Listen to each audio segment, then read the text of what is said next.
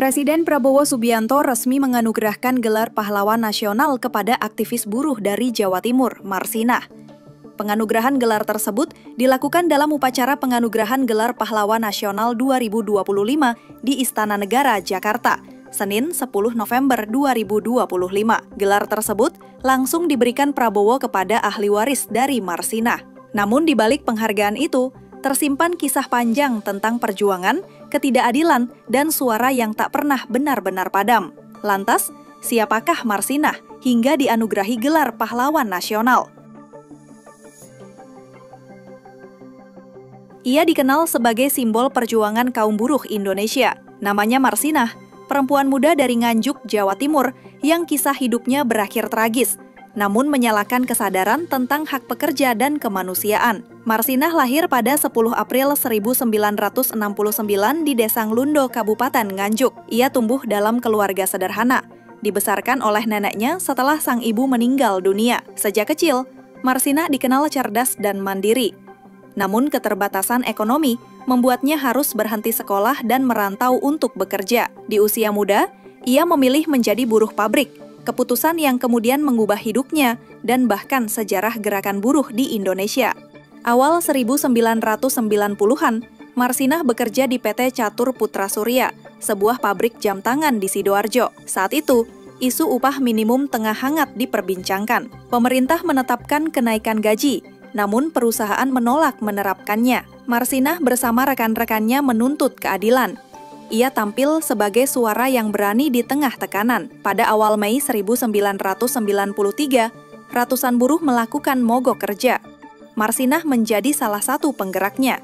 Tegas, rasional, dan penuh keyakinan. Namun sehari setelah aksi itu, ia menghilang. Beberapa hari kemudian, jasadnya ditemukan di sebuah gubuk di Wilangan, Nganjuk. Tubuhnya penuh luka. Kematian Marsinah mengguncang negeri ini. Kasus ini mengguncang publik dan menarik perhatian Presiden Soeharto.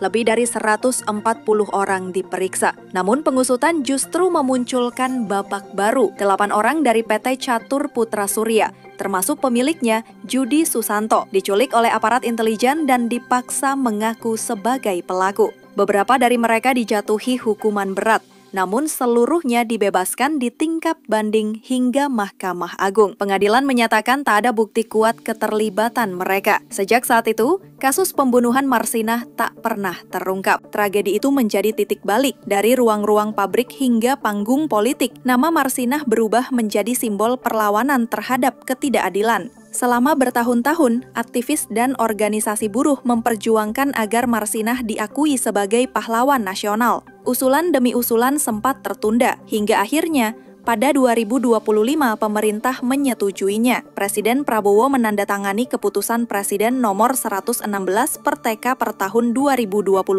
menetapkan Marsinah sebagai salah satu pahlawan nasional tahun ini. Namun di sisi lain, sebagian kalangan menilai pengakuan ini belum cukup. Mereka berharap gelar pahlawan juga menjadi jalan membuka kembali kasus kematiannya yang belum pernah terungkap tuntas. Kini nama Marsinah bukan hanya milik keluarga dan teman-teman sejawatnya. Ia adalah milik seluruh rakyat yang percaya pada keadilan sosial. Sosoknya mengingatkan kita bahwa perjuangan tidak selalu dimulai dari panggung besar. Kadang, dari meja kerja di pabrik kecil pun suara bisa mengguncang negeri. 3 dekade telah berlalu, namun semangat Marsinah tetap hidup dalam setiap perjuangan pekerja yang menuntut hak dan dalam setiap langkah menuju kemanusiaan yang lebih adil.